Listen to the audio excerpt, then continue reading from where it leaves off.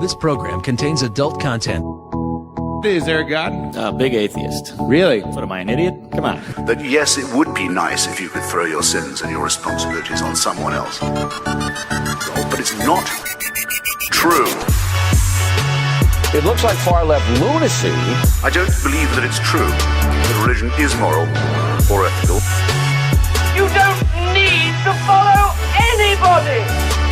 It's not human intelligence! If someone doesn't value logical consistency, what logical argument are you going to give them that will demonstrate that they should? Welcome to the Godless Rebelution. Today, Today is Monday, March 19th. This is episode 199.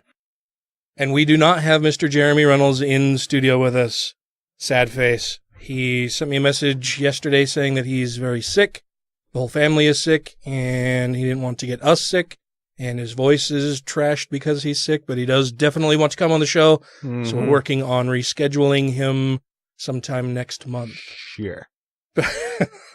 He was very sincere and very apologetic, so you'll just have to wait a little bit longer. Yeah, we will have him on the show in the very near future. I'm guessing sometime next month. Probably mid-month, because we've got a guest scheduled for the first week we're recording. But yeah, it'll be, my guess is before the end of April, he'll be in the studio with us. Have we rescheduled Aaron Ra yet?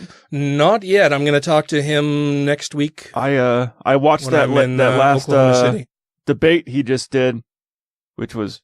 with Hovind? Yeah, which was pretty funny. Yeah, I was watching that live, and I sent him a message, and I'm like, I can't believe how restrained you are. So you were one of those ding noises in the background of the live thing. Like, I kept hearing the Facebook Messenger thing pop up, and I'm like, oh, it's this fucking video. I can hear Facebook Messenger ding going on in the background. So yes, we will have Aaron on the show very soon, and Jeremy in studio with us very soon. Like I said, for Jeremy, I'm guessing before the end of April. Aaron, I'm not sure. I'll talk to him when I get to see him in Oklahoma City next week for the American Atheists convention. I hope to see a whole bunch of you there. I know that the several listeners have said that they're going to be there, so that'll be fun. I get to meet and hang out with a bunch of you guys. That'll be awesome. Really looking forward to it. Just gotta look for the magical beard. There's gonna be a lot of really cool people there. I'm very excited. Yeah. People that I only get to see like once a year or so. Oh, I will be hanging out with one of my friends from the convention, Mr. J.R. Ector, sometime this week. I'm thinking Thursday we're supposed to go out for dinner and drinks. He's coming to he's going skiing in Deer Valley, so. Oh, nice. Yeah. Thought I'd take him to the Star Cafe where my friend Dave is the executive chef. And yeah, should be fun. Fancy. What have you guys been doing? Besides working overtime and trying to get all the house stuff ready to move here next week. That's about it. I can't wait for this whole moving process and signing of papers to finally be done and over with. I would rather sign papers like all day, every day than actually fucking move. Like, I fucking hate moving. Well, because we had the inspection last week and there's a couple things I had to fix in the house, a couple like outlets and stuff, then had to have someone come in and fix one of the circuit breakers in the breaker box. So in the new place or your place? My place. Apparently that didn't meet code. Oh. And doing all that shit. And oh, yeah. So, yeah, last week we talked about you were having the inspection done. Well, it wasn't the FHA inspector. It was the people buying the house. So they can have their own inspector come in and say, hey, this is what the findings. And they say, hey, we want these things fixed before we will sign papers in the house. So I just took care of those things. And the FHA inspector comes Thursday. And I should get the findings from the VA loan inspector that went to the house I'm buying yesterday. So I should be getting an email about that tonight or tomorrow. I should be getting those yesterday. Well, did you get them? Or well, he was supposedly there yesterday doing the inspection.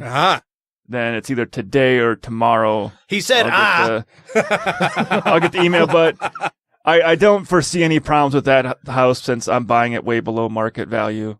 So nice. Cool. Varcool, and you? 2 quick things. Okay. So I was working this week. And no, you weren't. I heard someone kind of moving around behind me or whatever. And I looked back to see that a whole bunch of my department had gotten together to get themselves Jimmy John's. And not a single person asked me. So win. Oh, I thought for once you can be like, I fucking love Jimmy John's. Where's mine? Now I was going to say, and now I'm on medication and I want friends. No, but that worked. And second thing, the two skeptical chaps. Have a really good show, and they're a couple of nice, fine guys, and you should go listen to it. I haven't said that in a while. Mm-hmm. I was waiting for something bad to happen because I haven't listened to their latest episode. No. Oh, but everyone should go listen to their latest episode, 80, and help Metal Ollie get back on Twitter. Oh, did he get kicked off Twitter? For life. Yeah. What? He got a permanent ban. He's an awesome Twitter troll. Yeah. So the details are in episode 80. The gist of it is that the poor guy had a family member murdered, and somebody was making fun of him for it, and he retaliated, and they kicked him off Twitter. Holy shit. So I'll have to listen to that episode on my way home tonight. Yeah, so everyone go help him out. He's the one that came up with shit Gibbon for Trump. Yeah, I bought the shirt. He's a legend. So let's he's the only person I ever got on Twitter to look at their tweets and buy a shirt from. Ferret wearing shit Gibbon? Yeah. So let's rally and get him back on the tweets. Wow. Faux show. I tweeted at the Twitters. I don't on Twitter a whole lot. And I saw that Dr. Dan Metz, boss from the 2SC podcast, why the fuck would you had tagged me in the show. I was being nice too about Metal Ollie, and so I tweeted some vulgarities at Twitter, and I don't know what else I can do. Like I'm a Twitter noob. Like I don't really know. Like it's Reddit. It's like Reddit. Like I'll go out and read stuff on Reddit every now and then, but I don't really know how everything works. Apparently I made the front page of Reddit years ago with my FSM thing. But you're more of a voyeur. And people were telling me how cool that was, and I just had to take their word for it because I still, like, apparently it's a big deal. Yeah, I don't get on Reddit at all. Yeah? I'm not a Reddit person. I read Reddit things every now and then when somebody sends me a link to it, but other than that, I'm not on the Reddit. Yeah. I don't know how to do the Reddit. But you know how to read it. Mm-hmm. Yeah, I can read stuff and make comments, but I just don't very often because I don't quite get it. I wonder if that's where their name comes from. Like, oh, I read it. Maybe. Yeah. Probably. That's what I was kind of thinking. Yeah, that's what I didn't know if that was the actual origin or if it had some other meaning behind it. Yeah, I don't know. Let's see. We hosted our Irish cultural appropriation party on the 17th, and that was fun. I had a bit of the green flu listening. So then the next day we went to Megan Kennedy's presentation about how fitting about witches and everything, and it was awesome. Megan is just so cool. She's just one of the coolest people that I know, and is super nice and awesome and smart and fantastic. So we went to that, and had I not had the green flu as much, I probably would have recorded the audio or something. No, I probably would have recorded the audio or something and let her share it on her channel or put it out on ours for a Patreon extra or something, but I did not. And so today, because she Patreons as well. Yes. That was more of a kiss me, I'm Irish joke, not a sexual predator joke. Yeah, I thought you were going rapey, so thank you for clearing that. Well, we were talking about Lawrence Krauss earlier, and so, that threw me off for a minute.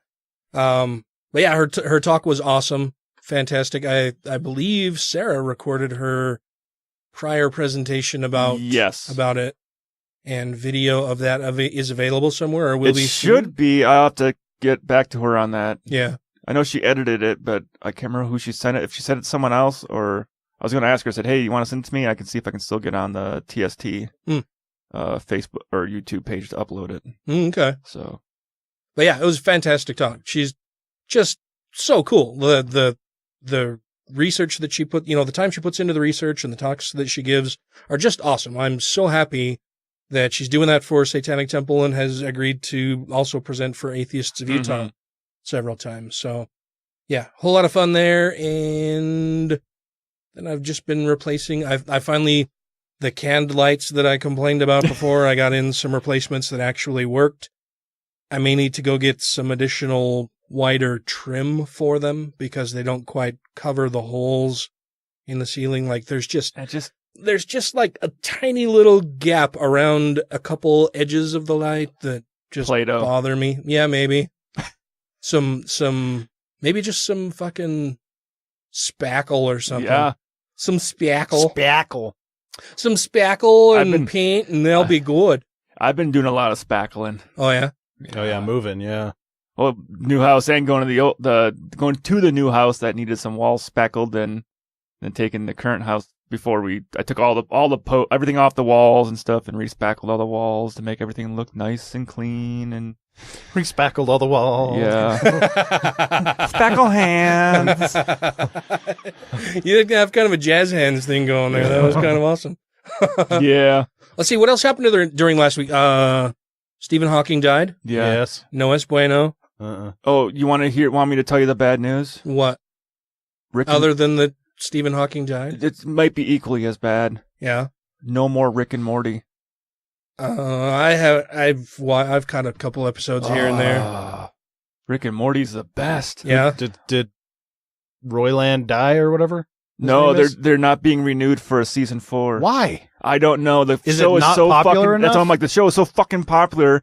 Like, I don't know how it's not getting renewed for season 4, but I saw that today. It said Rick and Morty is not getting renewed for season 4. Yeah, that's weird.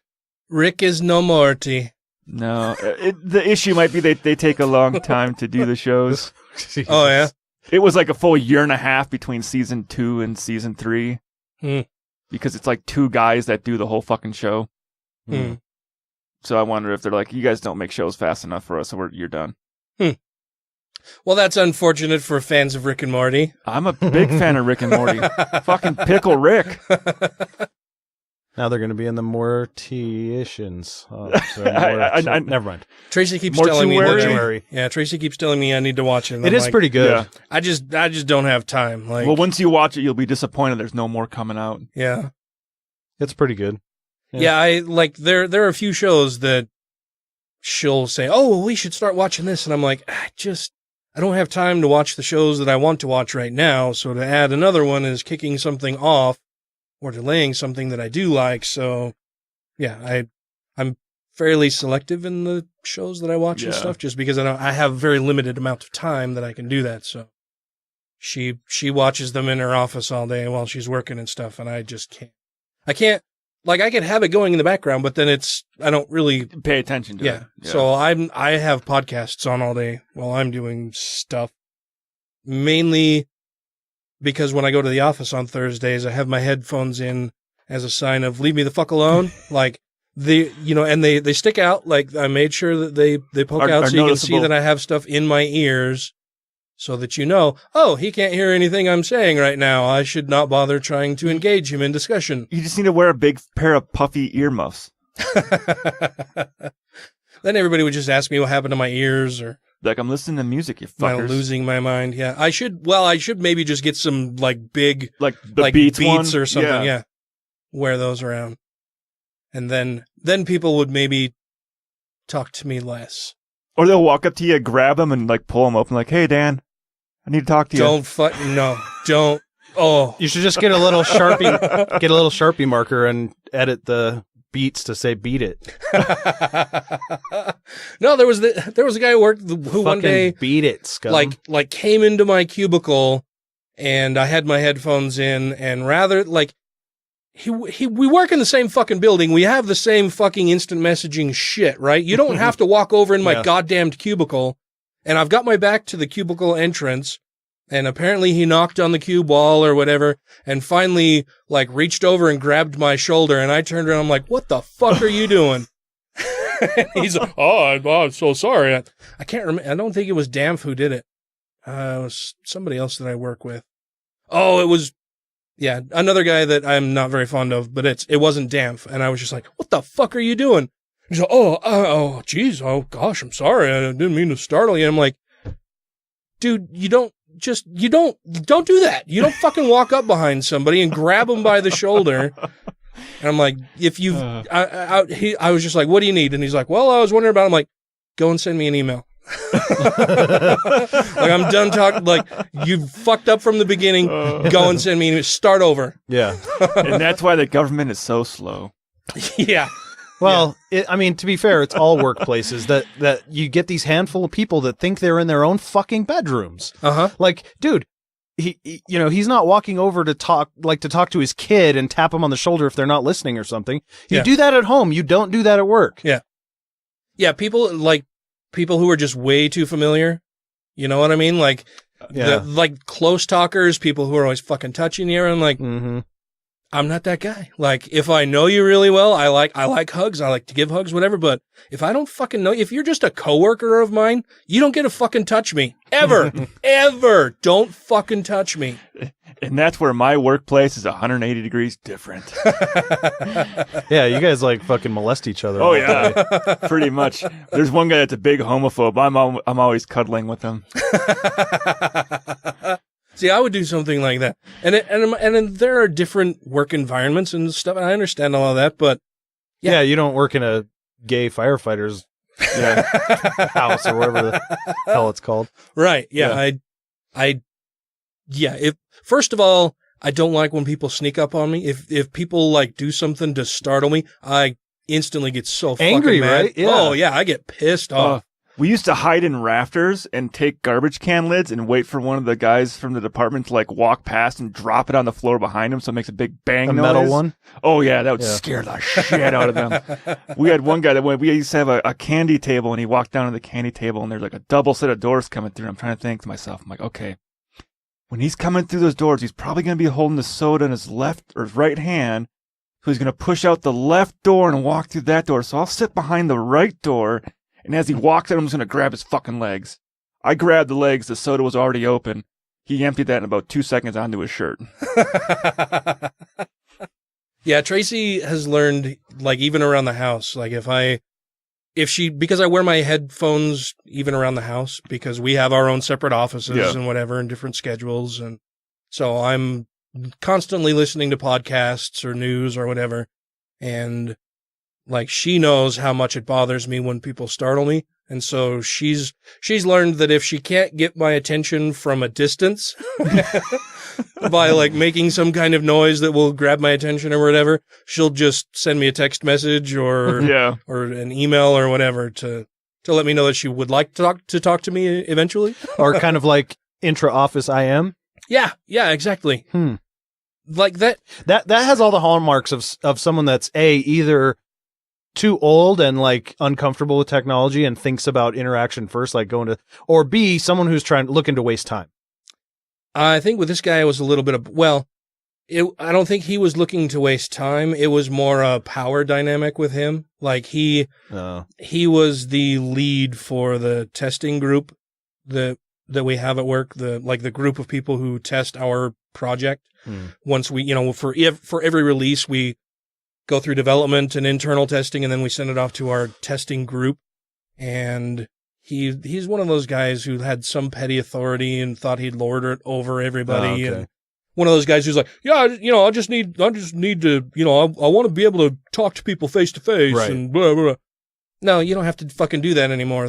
We don't live in the 1800s. Like, you can fucking send me a message and I'll reply to it. Okay. You don't have to see me in order to understand what I'm fucking saying to you. And yeah, it was just to lord his, I need this done right away, so I'm going to go talk to him. Yeah. And I shut that down. Yeah. I just shut it down. I'm like, no, just go send me a message. Yeah. That's all you need to do. I'm working on other stuff right now. I'll get to it when I can. We only text You're not my fucking boss. Fuck off. Yeah. We only text message at work when it's about a movie in the day room or ice cream in the kitchen. Oh yeah. Pretty much. Someone go, ice cream in the kitchen, and send a text to everybody in the station. Hey, we're watching a movie in the day room. That's about it. Well, should we move on to other things? Yeah, let's see how this world is fucked up this week. Okay. I'm Bryce Barkenagel. Have you ever wondered if Joseph Smith was drugging the early Mormons? Turns out it might be possible when you have a fantastic congregation that is witnessing angels floating around in the rafters and think that the temple is on fire and they're running out in the snow and writhing around on the ground naked. Yeah, as it turns out, drugs might be the best explanation. Be sure to check out my Sunstone Symposium presentation on the Joseph Smith entheogen theory by punching that into any YouTube browser. And thank you so much for checking that out, and be sure to check out the Naked Mormonism podcast. This is the Godless Rebelution. Imagine if your neighbor claimed to believe that there was a diamond buried in his backyard that's the size of a refrigerator. And you ask him why. You see him out on his lawn digging every Sunday with his family. Imagine how you would feel about his mental faculties if he said, well, this belief gives my life a tremendous amount of meaning. You know, or you don't understand. My family and I really enjoy digging for this on Sundays, and it has a remarkable bonding effect on us. Or what if he said, I wouldn't want to live in a universe where there wasn't a diamond buried in my backyard.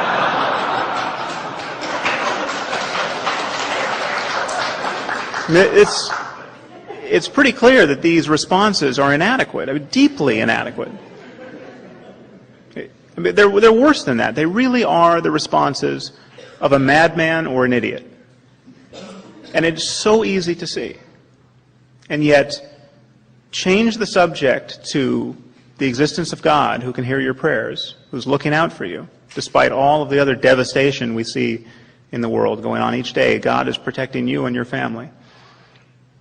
You change the subject to that proposition, and all bets are off. In fact, you could not possibly get elected to office in this country unless you endorsed that kind of thinking. Rejoining the Godless Rebelution podcast now. Well, Hannibal Buress is a guy who is unafraid of conflict. Oh, yeah. And speaking truth to power, I guess. Not a theist. And fucking with people. Yeah, also not a theist. And apparently he was set for a show at Loyola University. Loyola University. That is a weird name. Now, did this college not do its fucking research on who the guy was? It's a Catholic university. Of course not. I wonder which student that was secretly an atheist that's there goes, let's have him come. So apparently he's scheduled for this stand-up event at Loyola University, and his mic got cut off after 15 seconds because apparently the first words out of his mouth, well, let's see. Buress eventually returned to the stage. Never mind. So I'll just read from the story. This comes to us from Variety. The headline of the story says, Hannibal Buress' mic cut after joke about molestation in Catholic Church.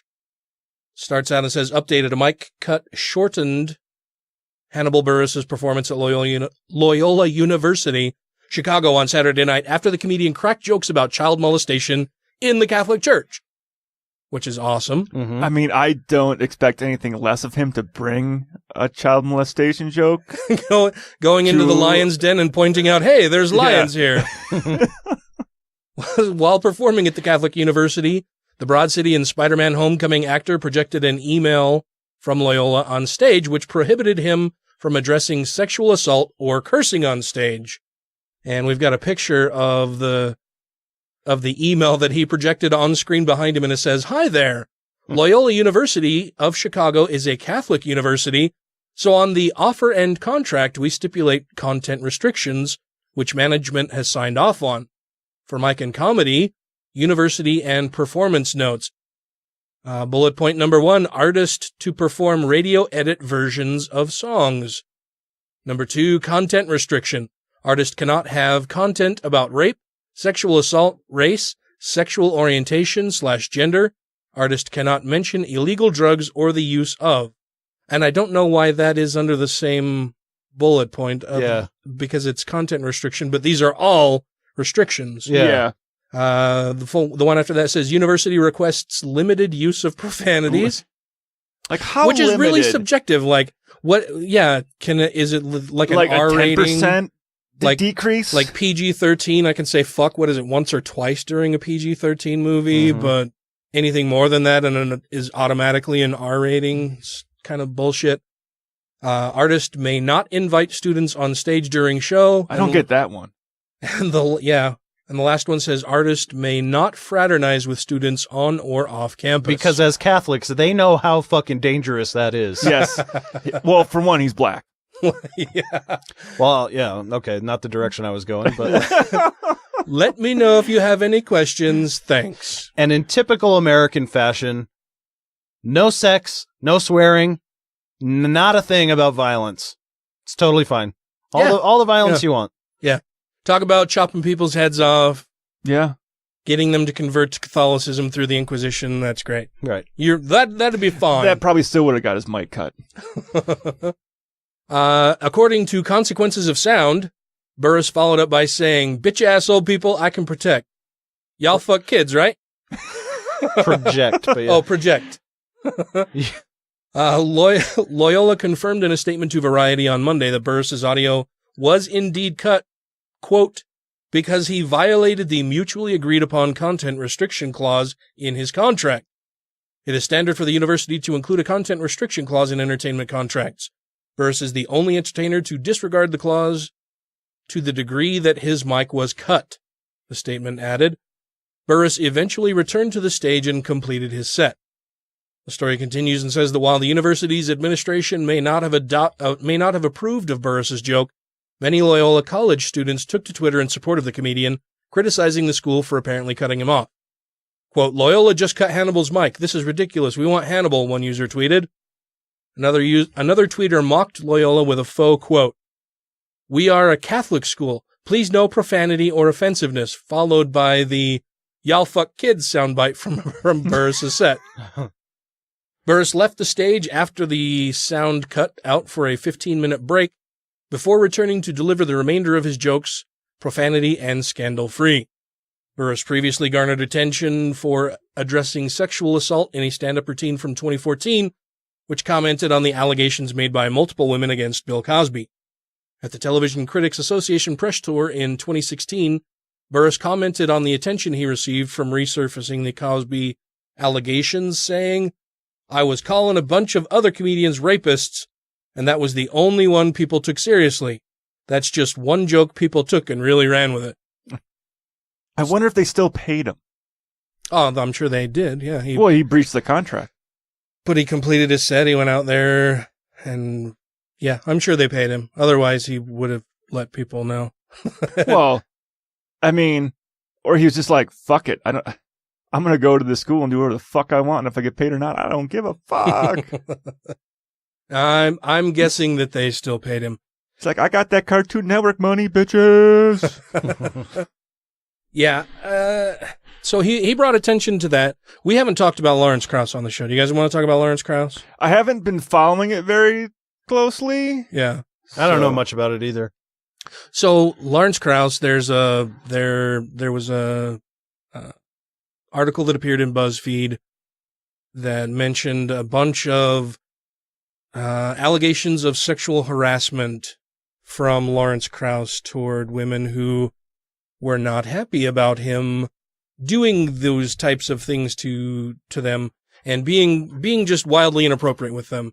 So they posted this article with, they're backed by a ton of research, a ton of independent witnesses, a ton of people who also confirmed hearing the story firsthand from the person who had been harassed, right after it had happened. Mm-hmm. I think there were 50 some odd people who came forward and said, oh yeah, I do know this. Either I was a victim of it, or I can corroborate this person's story about what happened. I was there, or they told me about it directly afterward. And there are a number of people for whom apparently the only thing that they will take as proof of somebody acting inappropriately is that they've been convicted of this in a court of law and are now sitting in jail. And I'm guessing that for some of those people, even that wouldn't satisfy their need for real proof and evidence as skeptics and people who, want to be a good skeptic and not just take somebody's word about something. But what they fail to realize is that so Krauss has since come out and basically denied that he's done anything wrong.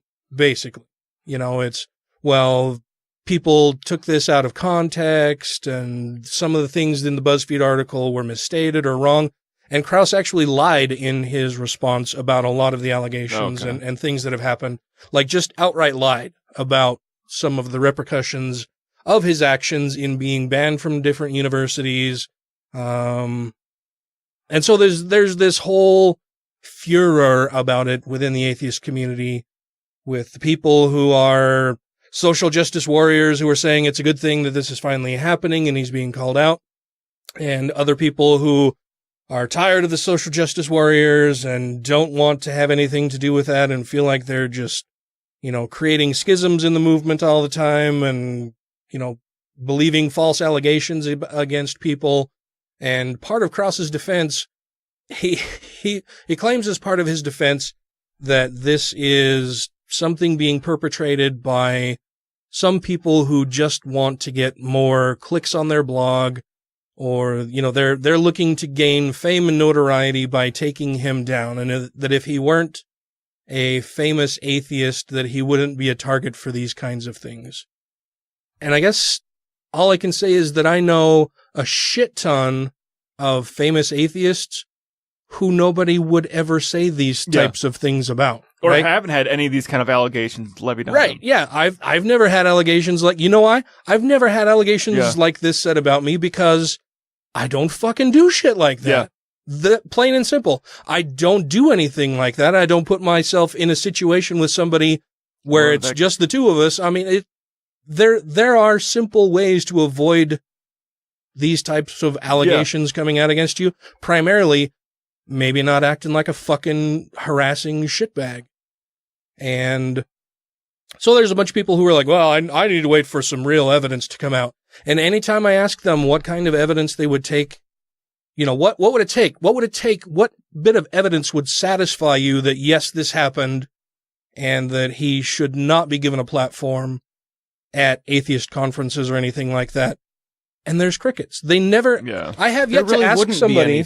Yeah, well, I have yet to ask somebody that and say, okay, well, tell me. And I've asked this 3 or 4 times now when I get in a conversation with people about this.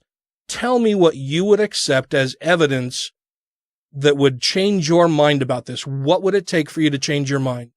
And they just never even bother to reply. Because I bet even if Krauss came out and said, yes, these allegations are true and all that kind of stuff, they'd be like, oh, they made him fold. They probably got to deal with him. If he confessed, they would let him continue doing what he's doing. Or people make excuses for everything. Well, yeah, I mean, they're, I guess for them, nothing short of a video, a confession of him doing it would. Well, that's why I wonder if even if he confessed and said he did stuff, if they still believe the confession was true. Some of them maybe. Yeah, I think in that case, but I mean, I think some of them would say, okay, I'll accept this now. And I think others would still say, oh, well, he's only doing this because he was pressured and he still wants to be able to talk at atheist conventions and he just wants to get past it. I mean, for some people, it just doesn't fucking matter what you say. And I think it's a case of he said, she said is the way they're viewing, and then it's all anecdotal evidence, which is not worth much, and I think that's where the sticking point is. Yeah. And for those people, all I have to say is, okay, well, if it were maybe just 1 or 2 people over, however many years the Lawrence has been participating in these things, I could see where you could make a point that, well, maybe this is somebody who's angry with him for something and or maybe they just misinterpreted something, but it wasn't just 1 or 2 people. It was dozens and dozens of women who came forward, dozens of people who BuzzFeed spoke with, who said, yes, he's acted inappropriately. He's harassed me. And so for those people who say, well, I just don't believe it. I'm a good skeptic and you're not, because I'm not going to just believe something on hearsay. Fine. You can say, and we say, well, there's smoke, there's usually fire. And this has a whole fucking lot of smoke behind it. The whole valley's smoking. Yeah. I think what finally changed the minds of a lot of people, I'm really happy that she did it, is, you guys know Christina Rad? Mm-hmm. Yeah. So yeah, I saw that. She posted that video. Yeah. And Christina, I think everybody who knows much about her would know that she's definitely not somebody who has taken up the banner of social justice warrior activism in that way. You know, she's an atheist activist and would make videos and stuff, but she's always been, very moderate in her views on things. She hasn't been ultra liberal lefty on things. Mm-hmm. She hasn't been super far right. She's been pretty much in the center for most things. And she's just, like David Smalley. She's been, she's been very rational and has tried to approach things, you know, on an evidence-based platform. But she's definitely not somebody who somebody like Rush Limbaugh would call a feminazi or anything like that, right? Yeah. And so she recently released a video talking about when Lawrence Krauss harassed her. And I think that finally got a lot more people to change their minds. I think Sam Harris distancing himself from Krauss has helped. Jerry Coyne distancing himself from Krauss. People who are not by any means social justice warriors, but who have nonetheless come forward and said, okay, well, I know enough about this story now, independent of even what BuzzFeed has published, from, you know, hearing from other people that I know and trust who have said this that weren't included in the story. So, and that's the other thing too, is it's, you know, BuzzFeed spoke to people that it knew about or that other people had told them to maybe to speak contact, with. Right. But they didn't contact Christina Rad. They didn't contact a whole bunch of other people who have the same types of stories. Yeah. So there's all of these women in the BuzzFeed story, and now a bunch of other women since that came out who are also saying, yeah, he did that to me too. And it's not one or two people. It's a shit ton of people that he has acted inappropriately with. And I think... So in this case, then, you are taking the approach that the plural of anecdote is data. I think you can for some things. I mean, it's not just looking at, okay, the plural of anecdote is data. It's also, well, I'm just saying, what are the motivations on for the other side forward? of it? We know that as a fallacy. Sure. But in this case, so I'm just saying, you know, when we talk about people that are claiming to be more skeptical, I mean, I think they are kind of locked in that, well, we already know the rule for this. The plural of anecdote is not data. So therefore, right? Well, and I think it's people who get locked into black and white thinking. You know, they're not able to see a whole lot of nuance in different things. I mean, people do lie. Sure. People absolutely. do lie. Yeah. Absolutely. And so then you have to look at what are their motivations for doing so, right? And Krauss's defense and him saying that the reason people are lying is because they want to be famous, they want to gain more money, you know, for clicks on their blogs or what have you. Speculation. I mean, yeah, that's what he's saying. But if they're not bloggers, they haven't tried to profit off of it. All that would be completely bogus. Yeah, and what do most women get when they come forward with allegations like Harassed. this? Without something that they, you know, without a cup of semen that he left on their nightstand, along with pictures of this person, you know, inappropriately touching them or video of them making a confession saying they've done something. You know, what do these people rely on for actual evidence of any of this happening? And when you look at the sheer volume of fucking reports against this guy from people who he has harassed, it's not one or two. It's not five. It's not even a single dozen. Yeah. There are multiple accounts of people. It increases the likelihood of it actually being true. Yeah, absolutely. If I had, so if, you know, tomorrow there were 30 or 40 different people coming forward saying that I had acted inappropriately with them, I would have to re-examine what the fuck I'm doing with my life that 30 or 40 people not only may just be upset with me and are misinterpreting something or are making something up about me, but the real possibility that, yeah, I have acted really fucking inappropriately with this number of people, right? I would need to take some time for self-reflection and examining exactly what the fuck has been going on in my life that these people would be that angry with me that they're either lying or that I've done something inappropriate. Yeah. And he did neither. He basically just pushed back and said they're all lying. You know, this is either they're lying or they're, you know, this is being misinterpreted. And yeah, it's a bunch of fucking bullshit. And yeah, at this point, I have absolutely no problem saying, yeah, Lawrence Krauss has more than likely acted really, really inappropriately with a great number of people, and he should step back and re-examine a lot of what he's done. Yeah. And I know, reflect on that and issue an apology instead of excuses and trying to get around it. I know statistically, the amount of people who actually lie in cases of saying, oh, he sexually assaulted me or raped me or whatever, are very low. Now, I don't know if when it comes to famous people, if that gets higher because of people trying to do the whole fame thing.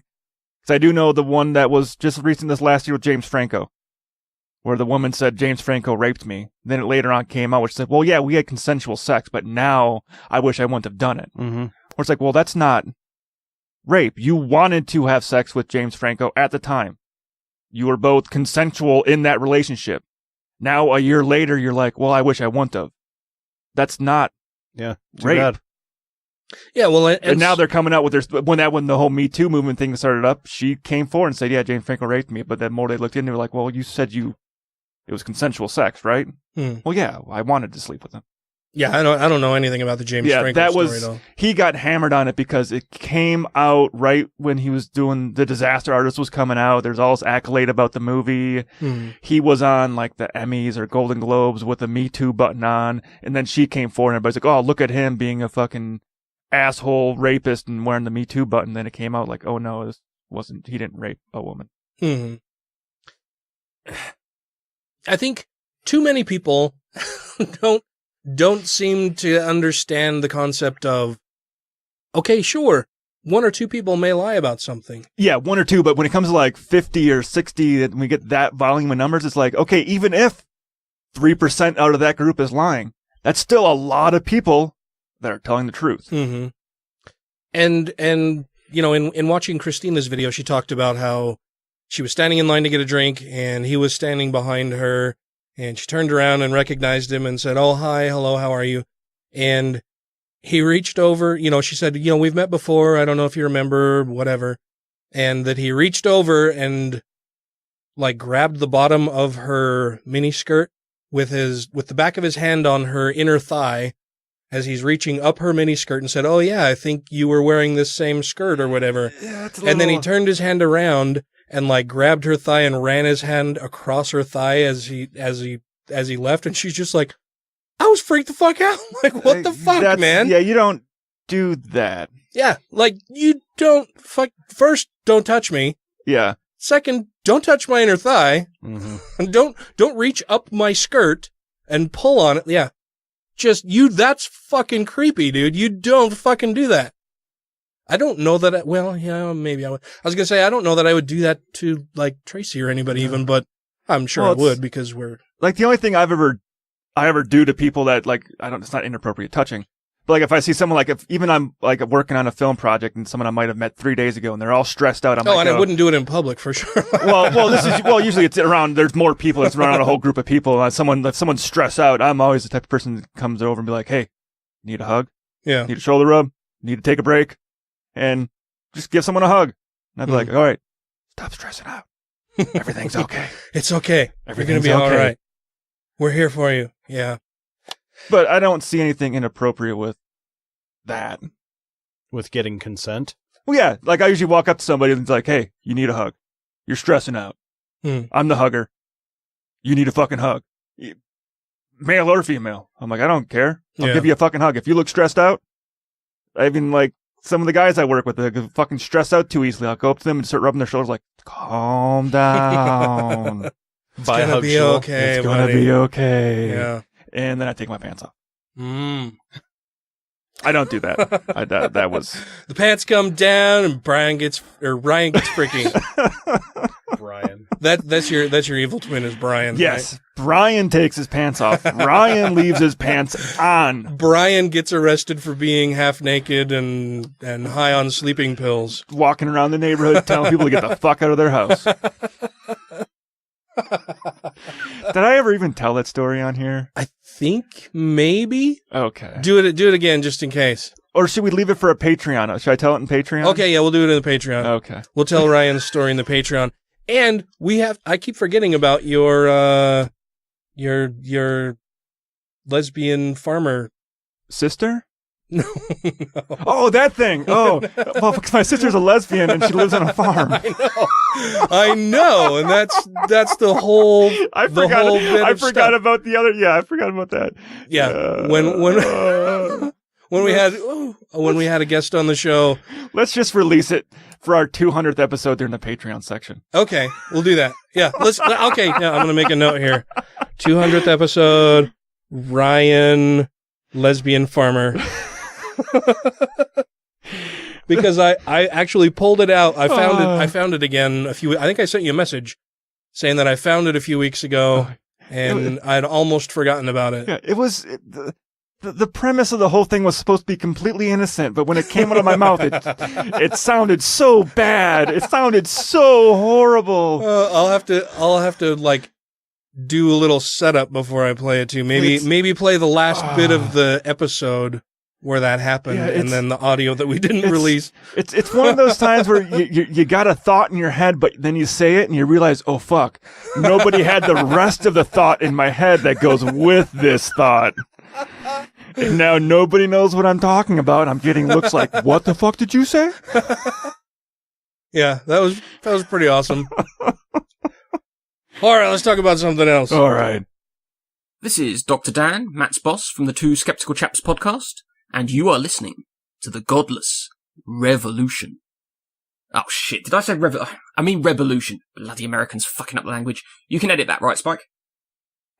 So right now, there are 3 people from the Trump campaign facing serious charges about their entanglements overseas. And in all 3 cases, Trump's pushback has basically been, I don't know anything about the people I should have known those things about. And that is his signature move. He is playing the Trump card. And what I mean by that is he's using his own incompetence as a defense. It's the same way that you might excuse the behavior of a dog or a small child. If you found your dog pissing on a rug and then your child urinating on the dog, you would think, yeah, I'm annoyed, but they're idiots who don't know what they're doing, so they get to walk away from this one.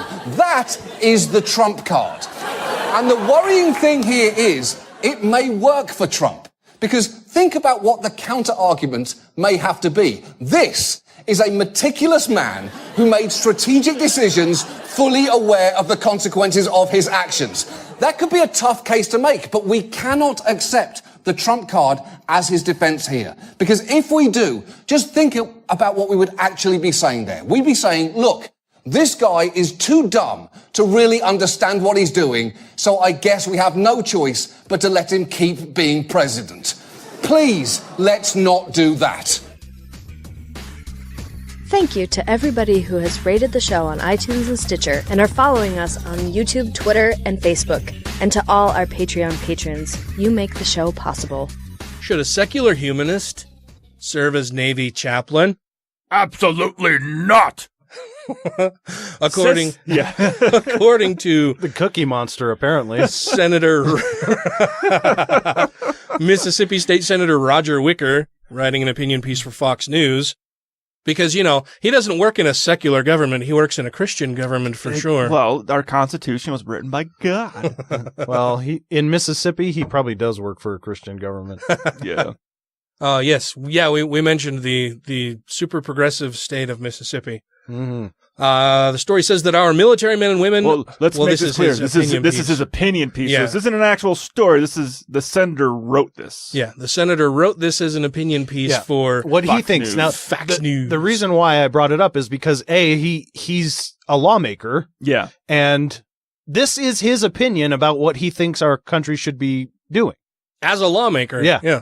And this is something for our service members who are not all Christian. Huh? They better be. They know what's good for them. Well, then I fucked up. His opinion piece starts and says, our military men and women are asked to make many sacrifices, but they have always had the right to worship freely. In fact, our service members have been able to turn to military chaplains for spiritual counsel since our nation's fight for independence. Yeah, and sometimes you're forced to go to the chaplain even if you're not religious. Mm-hmm. Yeah, you told us about that. Was that last week that you mentioned I was talking about that last week. Nearly 2.5 centuries later, the role that our military chaplains fulfill could look drastically different than what General George Washington envisioned when he created the Chaplain Corps. It has come to my attention. Did you guys see the Donald Trump didn't know how to spell Marine Corps. Yeah.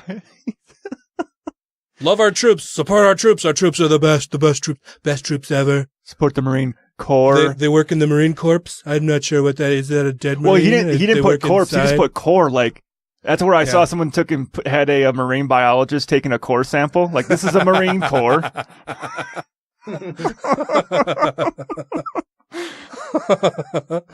The piece continues and says, it has come to my attention that the Navy could soon appoint an atheist chaplain, directly defying the religious foundation upon which the chaplain corps is built. I oppose the appointment of a, quote, secular humanist, end quote, chaplain, and I have formally requested, with the link, that the Secretary of the Navy and the Chief of Naval Operations reject this application. I am not alone in my request. 22 of my colleagues in the Senate have joined me in this effort. So a little bit of backstory that I read on this guy. How many of those 22 do you think are Republican? Every single one of them. I'm sure, yeah. He had tried to get in as just saying, hey, I want to be a secular humanist chaplain for the military. And said, well, you can't do that. You have to go through the chaplain school and stuff. He's like, well, I'm not going to come at this from a Christian angle. I want this to be like for everybody. And I said, well, you got to do it. So the guy actually went through the school and went through all the programs and stuff to become a chaplain in the military. Just that he's not going to be a Catholic chaplain, a Protestant chaplain. Well, yeah, don't you have to have some kind of ecclesiastical endorsement from whatever church you attend? Like, that's why he's a secular humanist chaplain. Well, what organization is he using as his ecclesiastical endorsement? Betting he found some way to get to approve saying, yeah, secular humanism is defined as a religion, and this is a secular humanist group by which they are endorsing my chaplaincy. Oh, yeah, I was just curious to know which group the big thing was just going through the chaplaincy school that the military makes him go through, like the training the military makes him go through as a chaplain. The story, or his opinion piece, I keep saying story, but it's not. It's an opinion piece. It continues and says, the appointment of an atheist to an undeniably religious position is fundamentally incompatible with atheism's secularism. Our military chaplains serve under the motto, for God and country. Atheism is defined by the absence of a belief in the existence of God. Okay, sure, fine, but... So should atheists not be allowed to spend money, too? Because it says, in God we trust? Yeah, right. Yeah, should they not be able to handle money at all? Because of the motto. Mm-hmm. Well, and he's by saying this, he's basically also intimating that our government is a de facto religious institution, right? You can't be an atheist because you're secular, which, I mean, our government is supposed to be a secular government. We have a secular government. We have a separation of church and state for a reason. But he does. A lot of times these people don't understand that's what secular means. They think of it as a synonym for atheism. Yeah, right. And so when you say it's a secular government, hell no, it ain't. But I mean, where this service is needed in the military is in the specific reason that he is not bringing God to the conversation for troops or soldiers that don't want God brought to the conversation. Mm-hmm. And if they're told, hey, you need to go talk to a chaplain, you know, if you got issues going on, you can go talk to the chaplain whenever you want. Doors open. They can get you help. They can, you know, recommend if you need to seek counseling through a psychologist or therapist or whatever, they can help you get that. That lets a soldier who doesn't want to be like, no, I want help, but I don't want the God shit involved in it. I don't want to be told to fucking pray about it. I don't want any of that. Mm-hmm. So this solves that answer for any troops that are in that guy's unit. Well, and I mean, the Satanic Temple would, I'm sure, very much argue against this, basically saying that you have to have a belief in a deity in order to be recognized as a religion, which is fucking bullshit. Yeah. You can still have religious practices, religious rituals, rites, tenets of that you all practice together, which is another great talk that Megan is going to be presenting soon about metal culture. I'll actually be off work for that one. Awesome. Yeah, she's really excited about it because it kind of intersects her two worlds of Satanism and being a metalhead. Yeah. And arguing that you could say being a metalhead and the metal world is in itself a religion, and you can argue for that. So she's going to be doing that in her next talk. I'm really excited about that. It says that no one is arguing that atheists do not have the same First Amendment rights of free expression as their neighbors of Christian, Jewish, Muslim, or other faiths. This is not the subject of scrutiny. The central question here is how an atheist chaplain can be expected to fulfill a role that, by its very nature, is supposed to serve the religious needs of our service members. And so what if they don't have religious needs? Yeah, what if you have a Muslim chaplain? What do your Christians do? Well, do you employ a Christian chaplain? Sure you do. Yep. So what if you have atheist service members? Do you employ an atheist? No, hell no. As a matter of fact, most bases have, like, because Hill Air Force Base has a chaplain or a big church on it. Mm-hmm. And it'd be listed. This time is the Christian service. This time is the Jewish service. This time is the Muslim service. And it would list different services by different fucking chaplains. Sometimes it would be one chaplain like, well, okay, I'll do the Jewish one and the Christian one because they share the same book pretty much. I'll just cut some stuff. A lot of their history is the same. I'll cut a few chapters out. I'll just circumcise off the New Testament. He'll Jew it right up for you. Oh.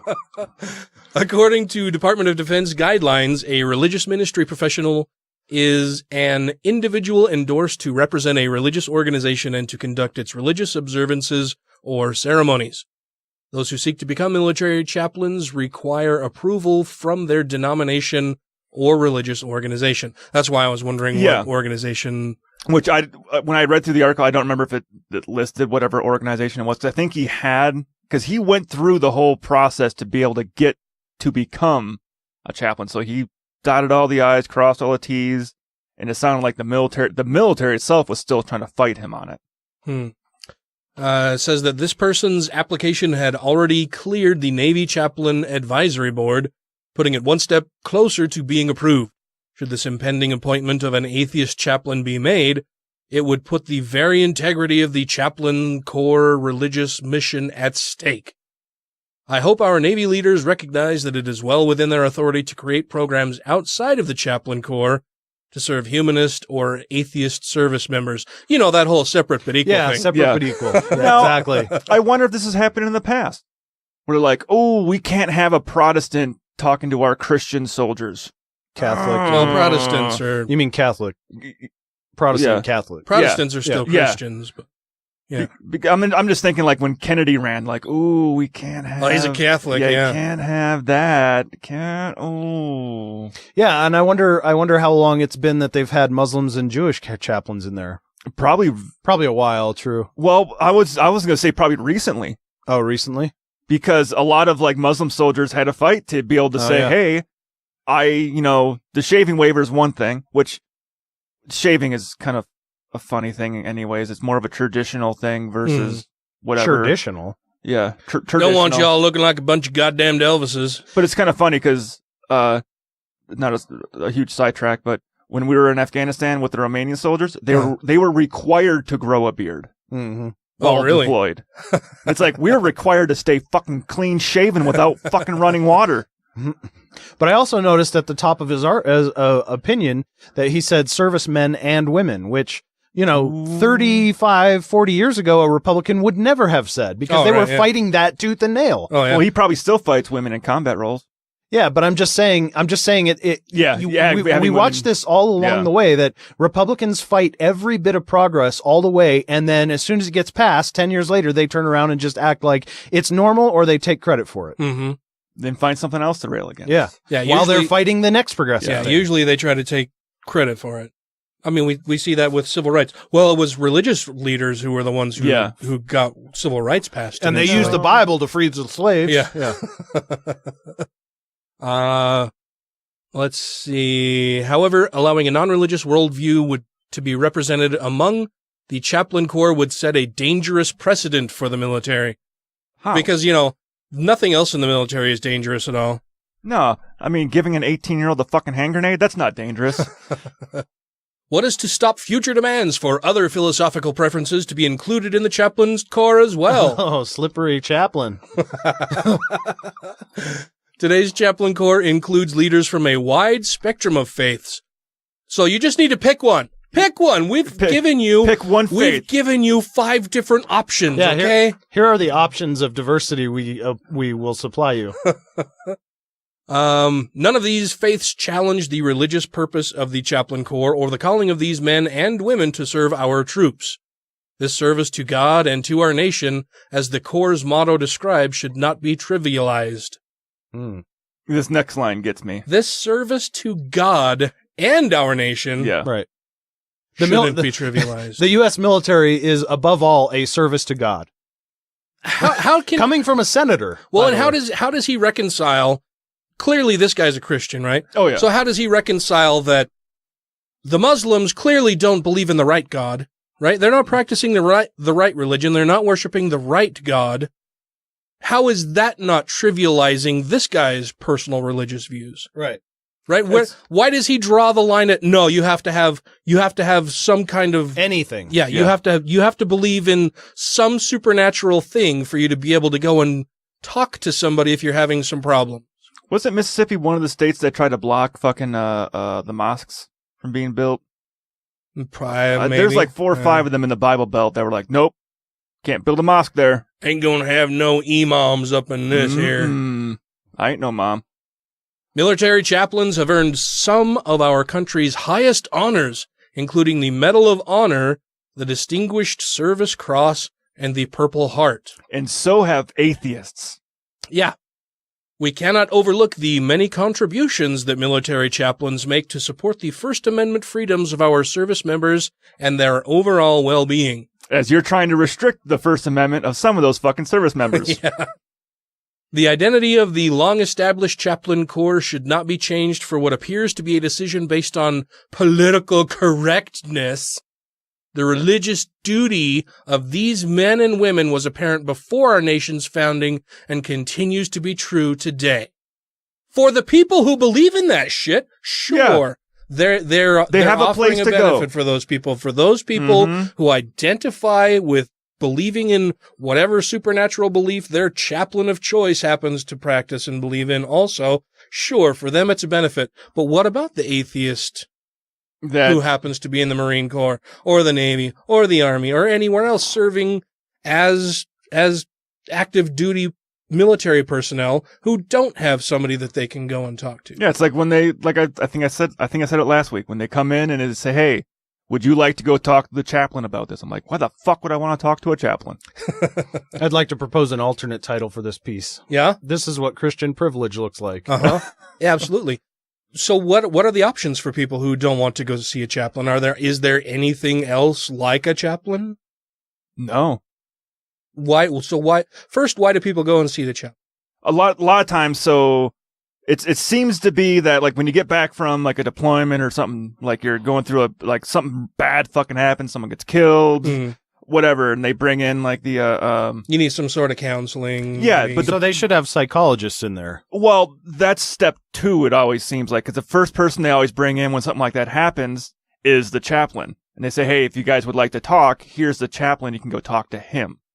And that's like, hey, if you need to confide in someone, you need to have, you're having troubles dealing with this, you can go talk to the chaplain. If you need more help, we can, like, if you need to go see a therapist or someone actually fucking trained to talk to you about this shit. Right. Yeah. So that's like step 2. Yeah. So here's a crazy idea. How about we skip the supernatural bullshit initially and just see if your mental health is okay by a qualified, licensed, fucking trained individual first, right? And then if you need some sort of backup from Jesus or Allah or whoever fuck, then you go and do that. But first, we're going to make sure that you're okay by seeing a licensed, trained clinical health professional. And on top of that, if we're going to be spending tax dollars to not maintain the separation of church and state, we goddamn gonna fucking make sure everyone's represented. Right. If you're not going to do it the right way the first time, because you're going to spend funds on fucking religious people in the military, then you're going to do it right. Well, as far as I know, that's outsourced. Actually, going to see like a therapist or something like that isn't actually a military person you go to. The military will provide like, hey, you can go off base and talk to this person after talking to the chaplain. We have doctors to fix your body, and we have chaplains to fix your soul. Yeah. But as far as your mental health goes, boy, you're just going to have to suck it up. You're fucked. Yeah. But as far as on like a deployment, there's no, like, the only counselor you can go talk to while on a deployment is a fucking chaplain. If you're having troubles dealing with something on a deployment and you're just like, hey, I just need someone to talk to in confidence about this, he's about the only motherfucker that you have as an option to go to. How fucked up and backward is that? Seriously, that you can't talk to somebody who's actually licensed and trained as a mental health professional. Mm-hmm. You have to talk to somebody who believes in a talking snake in order to assess whether you're mentally able to continue doing the things that you do, or if you need some other type of intervention. So even if it's just something as simple as like you're a fucking Marine on a 1-year deployment, or you're there for, 14, 15 months and your wife decides to leave you and you're fucking stressed out, you're having a fucking hard time dealing with it, and you just want to talk to someone and you're not religious. Well, guess who you got to go fucking talk to? Your only option that you can talk to in confidence about stuff, about how you're feeling, what's going on, without being railed on by a buddy, or, if you go to someone higher up, they might be like, well, you just go talk to the chaplain anyways. That's all you got. That's your only option, is to fucking talk to the chaplain until you come back stateside. Yeah, that seems to be entirely backward. When you guys are out there, do you call them Charlies? That would be fun. Charlie Chaplin. Old CC. Yeah. Let us discern the spirits. Hi, this is David Silverman, president of American Atheists. Join us at www.atheists.org, and you are listening to The Godless Revolution. Why don't you accept this wonderful offer? Why wouldn't you like to meet Shakespeare, for example? I mean, I don't know if you really think that when you die you can be corporeally reassembled and have conversations with authors from previous epochs. It's not necessary that you believe that in Christian theology, and I have to say it sounds like a complete fairy tale to me. The only reason I want to meet Shakespeare, or might even want to, is because I can meet him any time, because he is immortal in the works he's left behind. If you've read those, meeting the author would almost certainly be a disappointment. But when Socrates was sentenced to death for his philosophical investigations and for blasphemy, for challenging the gods of the city, and he accepted his death, he did say, well, if we are lucky, perhaps I'll be able to hold conversation with other great thinkers and philosophers and doubters too. In other words, that the discussion about what is good, what is beautiful, what is noble, what is pure and what is true could always go on. Why is that important? Why would I like to do that? Because that's the only conversation worth having. And whether it goes on or not after I die, I don't know. But I do know that it's the conversation I want to have while I'm still alive. Which means that to me, the offer of certainty, the offer of complete security, the offer of an impermeable faith that can't give way, is an offer of something not worth having. I want to live my life taking the risk all the time that I don't know anything like enough yet, that I haven't understood enough, that I can't know enough, that I'm always hungrily operating on the margins of a potentially great harvest of future knowledge and wisdom. I wouldn't have it any other way. And I'd urge you to look at those of you who tell you, those people who tell you at your age that you're dead till you believe as they do. What a terrible thing to be telling to children. And that you can only live, and that you can only live by accepting an absolute authority. Don't think of that as a gift. Think of it as a poisoned chalice. Push it aside, however tempting it is. Take the risk of thinking for yourself. Much more happiness, truth, beauty, and wisdom will come to you that way. Thank you.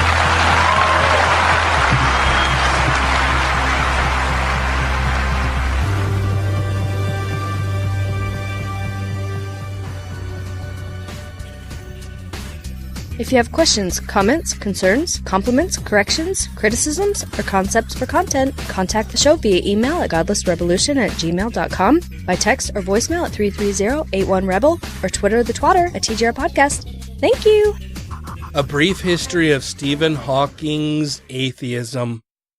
Well, he actually had a lengthy history for his disease. Yeah. Yeah, but like his first bestseller was called A Brief History of Time. So I'm sure that's what they're... Yeah, so this is the title of the story about Stephen Hawking and his atheism prior to his death from the Religion News Service. RNS says the words British, scientist, and atheist, and the first person to come to mind probably isn't Stephen Hawking. What? British and scientist and atheist, the first thing you think about isn't Stephen Hawking? Who comes to mind? Dawkins. Yeah.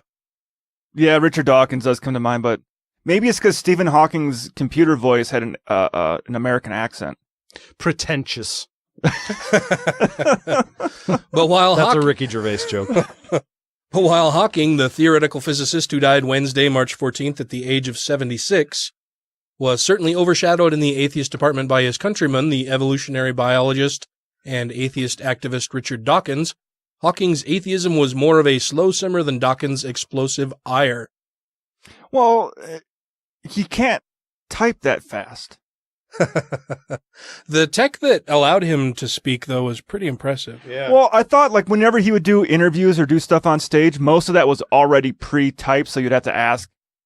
The questions were already pre-done so that way it would go smoothly and go a little quicker. Yeah, so. he had a bunch of canned responses for stuff. Yeah. I mean, he would anticipate different types of questions and prepare canned responses, and so then he could just queue those up or use them as a reply to questions that were asked. But as far as doing like an on-the-fly Q&A at a thing, that would have been fairly difficult for him to do, I thought. Yeah, I know that he would give off-the-cuff answers. I don't know how easy those were. The technology was really cool. I mean, he could carry on regular conversations with people. It would take a little bit of time to formulate the reply, but yeah, it was cool stuff. Cool tech. What could define God is thinking of God as the embodiment of the laws of nature. However, this is not what most people would think of that God, Hawking told Diane Sawyer in 2010. They made a human-like being with whom one can have a personal relationship. When you look at the vast size of the universe and how insignificant and accidental human life is in it, that seems most impossible. One reason Hawking's atheism was less well-known than was he seemed to fudge the question of God's existence for years. In his 1988 seminal bestseller, A Brief History of Time, he wrote, "The whole history of science has been the gradual realization that events do not happen in an arbitrary manner, but that they reflect a certain underlying order which may or may not be divinely inspired." May or may not. Yeah, leaves some fudgeable room. Yeah. Do you think he might have been, I mean, I don't know his background entirely, but is afraid to go total atheist at the time, to be rejected from... It doesn't seem like it's fear. It just seems like that's not the purpose of his book or his life. Like, in the way that Dawkins has that's his career now. You know? Dawkins tailored himself towards atheists. Yeah, and I think Hawking is just trying to get his points about science out. Yeah. And I think he's just not stepping on toes. Kind of like Neil deGrasse Tyson. He doesn't really talk about he's a pussy about it. But at the same time, he wants to educate on scientific shit. Yeah, and if he pushes one part of society away from that, he's not going to be able to get the message out as wide. Yeah, I kind of give Tyson a pass on it because he's more concerned about making people more educated on scientific topics than he is about atheism.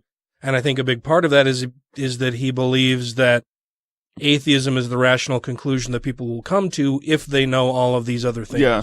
And that if you start the dialogue with, well, no, you're wrong.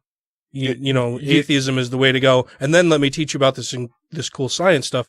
That turns off a lot of people who would be otherwise receptive to hearing the information about the scientific evidence for whatever.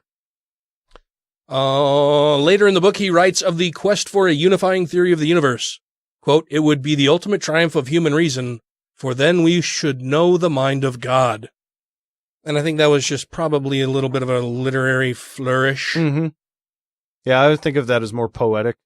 Yeah. Some saw those statements as proof that Hawking held private religious beliefs. He fed that idea with a few statements over the years. Quote, "The laws may have been decreed by God," he told Reuters in 2007, "but God does not intervene to break the laws." And even titled a 2005 book, God Created the Integers. He also went to the Vatican and met briefly with then-Pope Benedict XVI in 2008. Fucking Roman numerals. Yeah, you gotta think about them. Then in 2010, with the publication of The Grand Design, Hawking seemed to have begun a sort of atheist striptease, slowly revealing his non-belief. Quote, because there is a law such as gravity, the universe can and will create itself from nothing. He and co-author Leonard Mladenov wrote. Leonard Mladenov he's the guy who stood up during a Deepak Chopra. Deepak Chopra was speaking on stage somewhere at a university, and Leonard, we should actually find that clip. We'll find that clip, but I was going to say I should contact Dr. Mladenov because I've chatted with him online a couple times, and I keep forgetting that it might be fun to have him as a guest. But so Dr. Mladenov wrote, spontaneous creation is the reason there is something rather than nothing, why the universe exists, why we exist. It is not necessary to invoke God to light the blue touch paper and set the universe going. So, yeah, Dr. Mladenov was in the audience at woo-woo conference at something where Deepak Chopra was speaking, and Deepak said something about, well, even Stephen Hawking, the greatest, physicist that we have known, says this about God. And Mladenov stood up and he's like, well, I'm actually authoring a book with Dr. Hawking, and I can tell you that he does not believe in a God, and he would tell you that you are wrong about quantum theory. Within a year, Hawking said in a Discovery Channel documentary, we are each free to believe what we want, and it is my view that the simplest explanation is there is no God.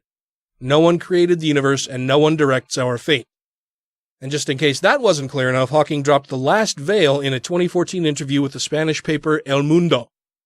What I meant by we would know the mind of God is we would know everything that God would know if there were a God, which there isn't. I'm an atheist. After his death, some atheists remarked that Hawking's outlook on having just this one life, which was marked for him by debilitating Lou Gehrig's disease, fortified their own lack of belief. Quote, Hawking had to aggressively face his own mortality every single day.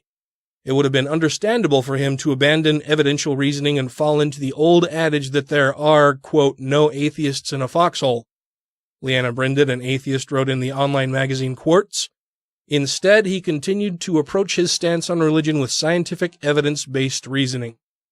Yeah. And he will be missed. And there's a lot of shitty fucking Christians saying some horrible shit. Oh, yeah. Let me find that fucking post. Where they're all like, you're rotting in hell now. Fucking Satan's raping you. Now you know the truth. There's no gravity in hell, Dr. Hawking. Then how would Satan get a hold of you? You just float away. I have that here. Just a moment. I'll find it.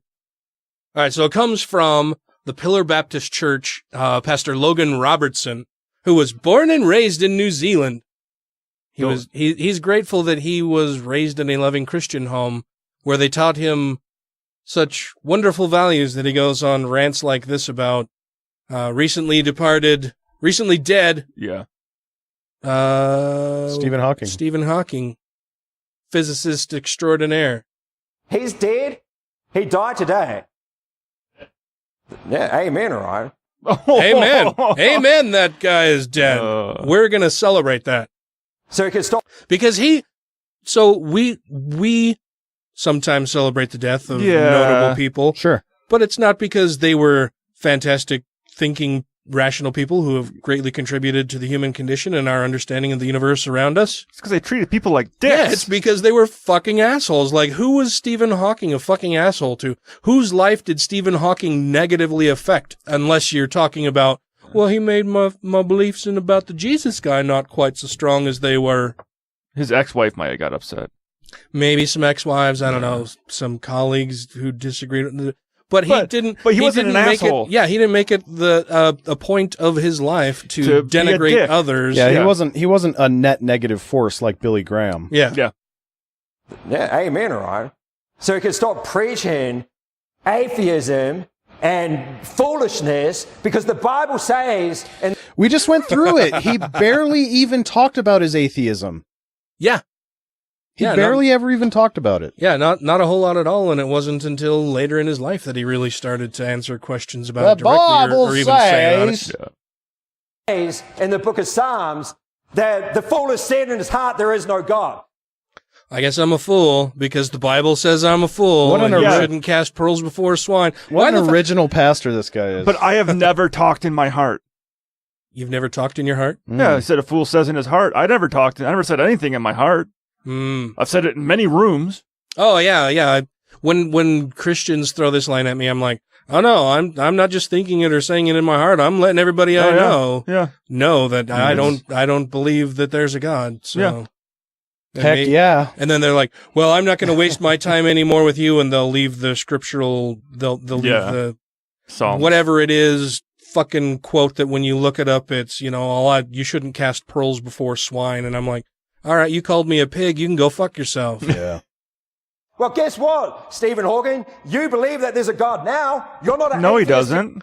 Yeah, how does he know? Well, this is, I guess I shouldn't be so surprised, right? He's claiming to know what Stephen Hawking thinks, which is what he claims to do for the God that he worships also. He thinks that he knows what God thinks and wants and desires. I think it's interesting that he says you believe there's a God now rather than saying there's a God now. Well, here's the thing. If he's in hell, which I'm getting that's where he's going next, how would Stephen Hawking know there's a God? All he's met so far is Satan. Well, I don't know. Who knows? I don't know how it works. I don't know either, but if you meet Satan, you didn't meet God, so how do you know he's real? Well, do you have to go and talk to St. Peter first, and then he's the one who tells you yay or nay? Like I thought if we you got to go downstairs. Or I thought if we said it in our heart, we went straight downstairs. Maybe. Isn't it like after you die that your mind is opened up and you have all the knowledge of all that stuff or whatever? Isn't that how it works, or is that just Mormon? I think that depends on the religious denomination. Yeah, Or LSD. Some of them are like, if you're saved, you're saved by the grace of God. Some of them are like, you have to, it's works and faith. Some of them are, as long as you aren't a murderer who's unrepentant, then you can go through the pearly gates. It all depends on your personal faith tradition, I guess. You're not an atheist anymore because God's punishing you in the bottomless pit. And oh wait, God is punishing him? I thought Satan did the punishing. Because everything I've heard is that God isn't really about punishment. No. It's that you rejected God and so you're punishing yourself. I guess again that is up for interpretation in your individual Christian denomination. And one of the things he said was that, God doesn't exist because of gravity. Well, there's no gravity. Well, I challenge this fucking dipshit to find me any quote that says Stephen Hawking says God does not exist because of gravity. Yeah. That's not what he said. The gravity exists and so therefore God does not. I've never heard Stephen Hawking say that, and I challenge this guy to find me a quote where he did. Well, there's no gravity in hell where you're burning. There's no gravity. How do you know what part of the Bible it says God deems no gravity in hell? Have you seen fire in zero gravity? Oh, it's a ball. It looks it's really cool, right? Like if it wasn't so dangerous, I could just stare at it.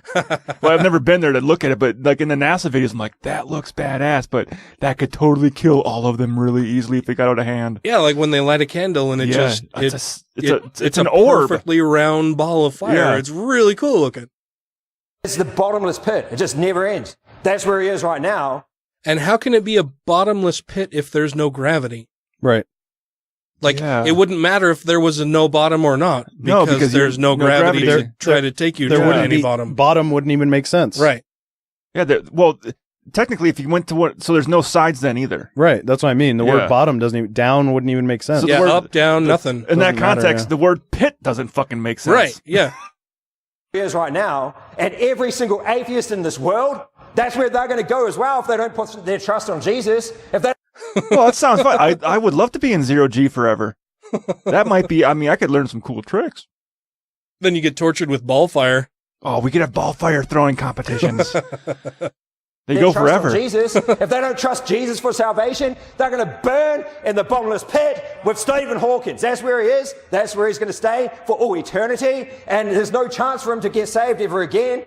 Oh, yay. Great. What a nice God. Yeah. Yeah, thanks, God. Thanks for, an eternal punishment for temporal crime. Not even just not believing. Yeah. Blew it. He was a fool because he didn't believe in God.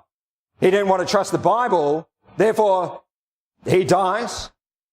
Everybody fucking dies, dumbass. It wasn't his lack of belief in the Bible that killed him. Yeah, your precious Jesus fucking died, dude. Well, did he? Yeah, he did. He came back, according to this guy and religious adherents of the whole resurrection thing. But he did fucking die. That's the whole point of it being miraculous, is that he was fucking dead, right? Yeah. Jesus fucking died and came back, according to these guys. But and apparently they found Jesus' burial place again. Again? Yeah, I don't know how you could find it. They keep losing it? Yeah. Well, this is another place. You'd think something that important would be like written down somewhere, right? Yeah. And they'd hold on to that and make sure that they knew exactly where it was. I wonder if they're going to test the bones. Mm. There shouldn't be any. Well, it's too bad they left that part out and they made room for all those psalms. Yeah. Dies. His soul goes to hell for all eternity. Eventually, it will come out of hell. Wait. You don't know what eternity means, dude. Yeah, because you don't come out of... Okay, wait. If you're in hell for all eternity, that doesn't mean that eventually you come out. Yeah, you don't get a day pass from hell. He also said less than a minute ago that he'd be there forever. That he can never get out of there. Okay, where's he going? Let's see where he's going with this. Eventually, when you leave this thing that you're going to be in for all eternity, that's not how it fucking works. Hell for a little bit, so he can bow before God. Oh, wait, I need to back that up a little bit more. I think he's going to go and bow before. He's going to get let out of hell for a day pass to go get on his knees and grovel before this fucking asshole God guy. I get it. Why would anyone? Why would if you were given that opportunity, knowing you're going to go right back either way? Who the fuck does that? Who's gonna be the one that bows anyway? You know what? If there's no gravity in heaven, I would make it my point to fart in front of God, because there's that fart air would just linger right there, and I'll just push it towards God and like smell my fart. I'm going back to hell anyways. Just a little toot sphere. I've been saving this up for eternity. The toot sweet toot sphere. Yeah. For a little bit, so he can bow before God, and then God will cast him in the second death into the lake of fire. Second death? He's just okay. What? I'm gonna back this up. Like I'm backing up. This is like, all brand new information to me. It sounds like he's trying to improv this. Just like making it up as he goes. Yeah, he clearly didn't have anything outlined. Like, we never do that here. No, we've always got a structured plan. Therefore, he dies. Therefore, his soul goes to hell for all eternity. Eventually, it will come out of hell for a little bit, so he can bow before God, and then it goes to hell for all eternity. And eventually his soul comes out. For a little bit. So he can bow before God. Huh. God will cast him in the second death. And God will cast him in the second death? Second death. Oh, second death. Yeah. So he's from New Zealand, remember? Yeah, but second death. So second death. Doesn't he have a chance to like accept God before second death? No. Oh, so what's the fucking point of it? Road. That was a good callback. That's been a while. Yeah. God will cast him in the second death into the lake of fire, and then he'll burn there forever and ever because he was an atheist and... Forever and ever because he's an atheist. He sounds like a fucking teenager that's trying to tattle on somebody. And he's going to burn there forever and ever because he's an atheist. Mom is mad, but dad is going to be so angry and he's going to spank you. And he's going to be in there for like 1,000,000 years, but he's going to get out for a little bit. You'll be grounded forever, but you can come out for a little while to mow the lawn. But I'm just confused now. So he's going to spend eternity in a gravityless pit of hell.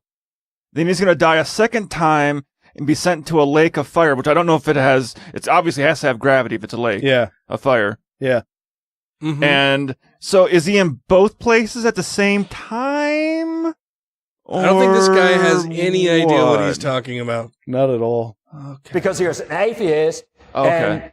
And all atheists go to hell. Because because he's an atheist, and he backs up and kind of shrugs like, everybody knows atheists go to hell. That's just how it works. That's the whole thing, man. But atheists go to hell. But rapists go to heaven.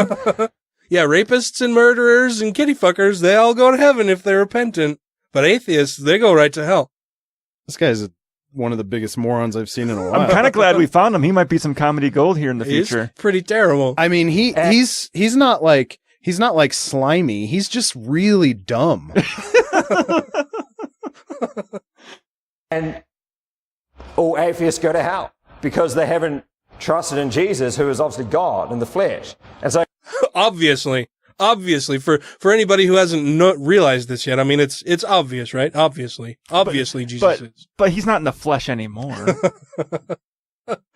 Obviously, Jesus is God in the flesh. Yeah. Who is obviously God in the flesh. And so every atheist, they're going to go to hell. And Stephen Hawking is in hell right now, burning for eternity. And it's a, it's sad. Is he in hell, or is he in the lake of fucking fire? Or the bottomless pit. Or the bottomless pit with no gravity. Or is this his day off to grovel? We need to get our facts straight. I mean, if he was a showrunner, he would be fucking failing, because he does not keep this story straight one bit. Yeah. Right now, burning for eternity. And it's sad. I mean, I wish someone had gone.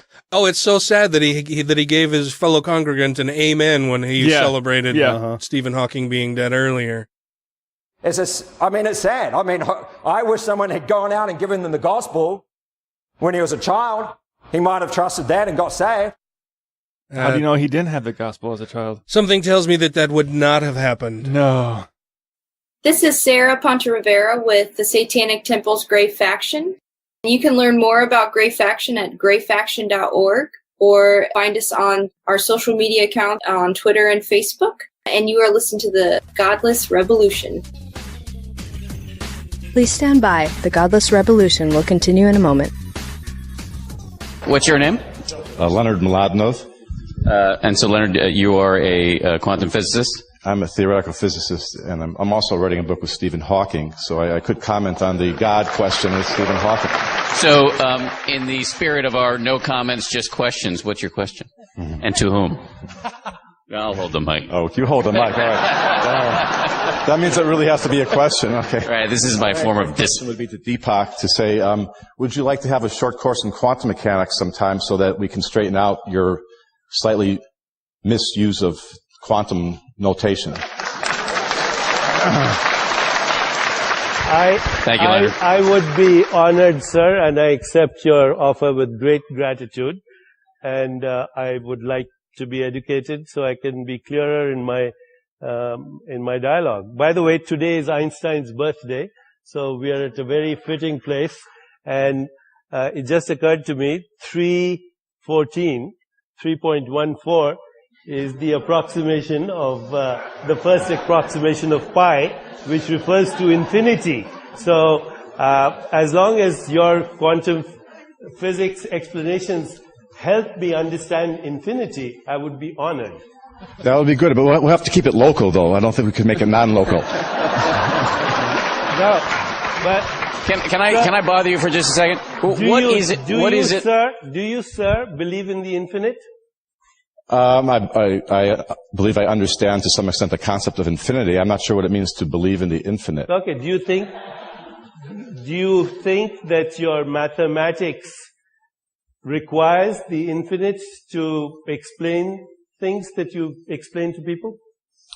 We do use the concept of infinity quite a lot. Thank you. We do. You're welcome. What is it about Deepak's use of quantum physics that bothers you? The term non-local, the use was not correct, and the correlations of the pacemaker and the different electrical things going on. I happen to disagree, by the way. Oh, I assume you did since you said that. You're intolerant. I happen to disagree. I would love to. I'd love to talk about it. I think consciousness is non-local. I'm sorry? I think consciousness is non-local. Conscious death? Consciousness. Oh. Is not the- Yeah, I've never really run across a definition of consciousness that I understood. So maybe you could teach me something and I can... a superposition of possibilities. Okay, well, all right. I know what each of those words means. I still don't think I know it.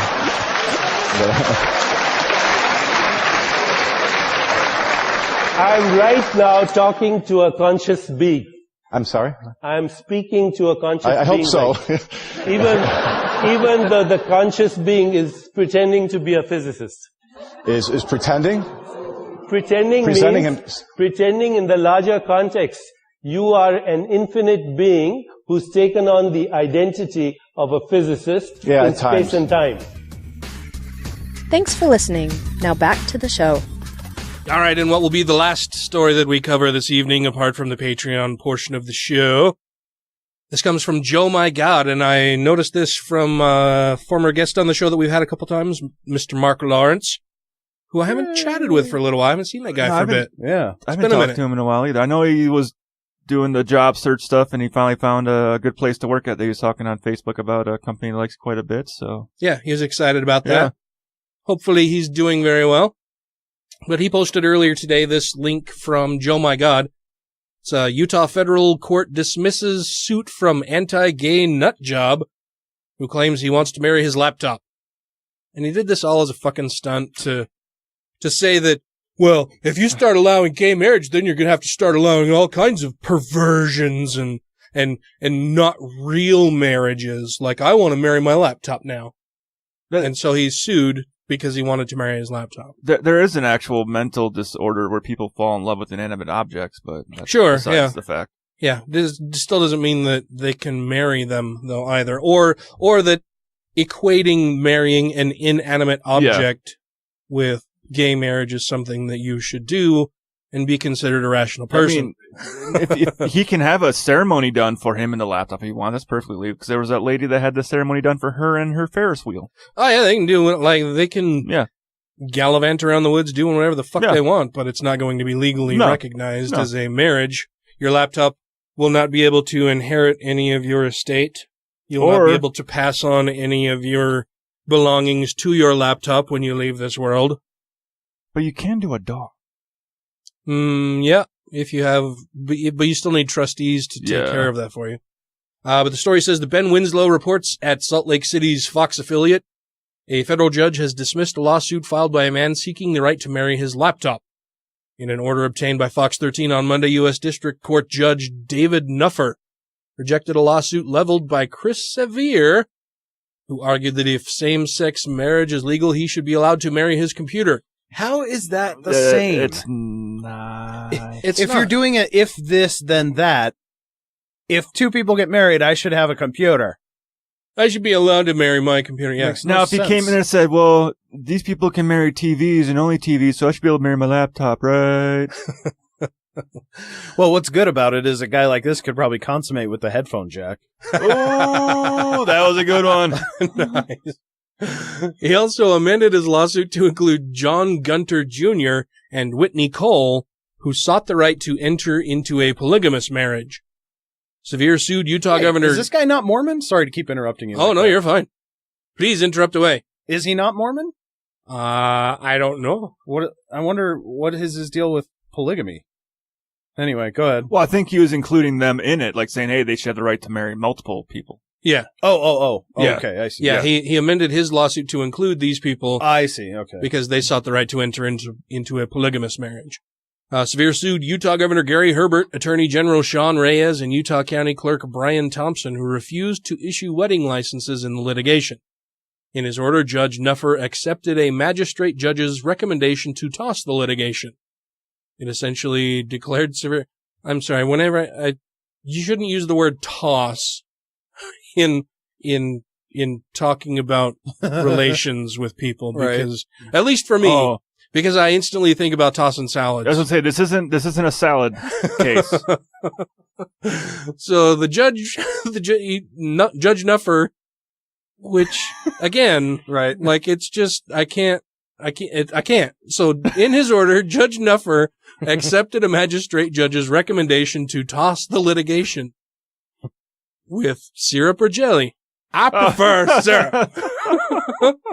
It essentially declared Sevier wasn't really interested in the right to marry a computer, but to overturn the U.S. Supreme Court's Obergefell versus Hodges ruling that made same-sex marriage legal nationwide.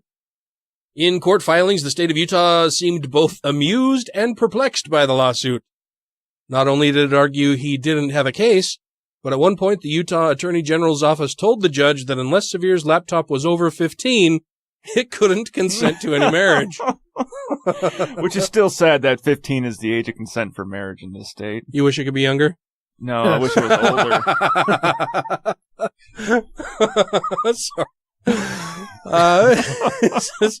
And Joe says, as I've reported many times over the years, this nut job has tried the same thing in multiple states. But today's ruling is perhaps the most ironic because this time the state of Utah was forced to defend evil homo marriage in court. Not incidentally, Sevier is also behind the GOP's very recent attempt in South Carolina to have same-sex marriages classified as parody marriages. I heard about that one. Last year, he sued several Democratic members of the U.S. House for displaying rainbow flags outside their offices. Sevier says he'll appeal today's ruling in Utah. What is with this guy? He's a raging bigot and just can't stand the idea of two loving, consenting adults being able to do what they want. Because that's not how God would want it to be done. Yeah, I bet he's a libertarian, too. Probably. Well, maybe not. I mean, libertarians tend to say, at least, that they want as little intrusion into their lives from the state as possible. Yeah, but here's what it is. They make that claim, and then they can use that to look down their noses at Democrats who want big government and all this regulation. But the thing is, they want just as much, but they want it in different areas, so they just sort of don't notice it. Mm-hmm. Yeah, they still want the right to rule over. They want regulation on marriages. They want regulation on abortions. They want regulation on all the democratic issues. Mm-hmm. All the social issues. Yeah. Mm-hmm. All right, so we're going to move into the Patreon portion of the show, where Ryan is going to recount his tale of being arrested. Why? I think part of it was because I was half naked, wandering the streets, and apparently I told someone to get the fuck out of their house. Uh-huh. Yeah. It's not something you should do while you're living on base. No, this wasn't on base. This was in Ogden. Oh, just around your neighborhood? Oh, yeah. Oh. I don't know which neighbor it was. Oh, for some reason I thought it was... Oh, okay, no. Well, apparently I didn't pay close enough attention the first time you told the story, so... And I don't know that you've told it on the show. I know I've heard the story, but we'll leave that for our Patreon supporters. I hope they get a giggle. But that'll do it for us this evening. Before I go, I want to make sure that we thank all of our Patreon supporters. That would be Michelle Short, Christy Kalbach, Camille Borowski, Numania, Alan Firth, Gay Atheist, Larry Wilson, Dr. Dan, Matt's boss from the 2SC podcast, to whom we pledge loyalty. Janet Uter, Let Them Eat Kafefe, Stephen Andrews, Marius Buchikowski, Rob Otto, Vanessa Lowe, Utah Outcasts, Tim Jacobson, Matt Tuller, Megan Kennedy, Andrew Vodopich, Randy Hamrick, Jeremy Goodson, Angelica Pearson, Wesley Aaron, Savita Kuna, Purple Dragon, and Taylor Grin. Thank you all very, very much. We really, really appreciate it. And so until next week, figure out how to crucify somebody with no gravity. Leave a review to get your one-way ticket to the Lake of Fire. Jesus. And rate the show 5 times a day toward Metal Ollie. Nice. And so are you guys ready? Yeah. You got something? Okay. And they're patting me down, and as he's patting my pajama bottoms down, bloop, little acorn, pops out. And at this point, I'm doing like the ass thrust. I'm thrusting my ass back, trying to flop fucking Jimmy back into his fucking hole. Mind so you, you're just pumping. You're just air pumping. Air humping while a cop's behind me patting me down.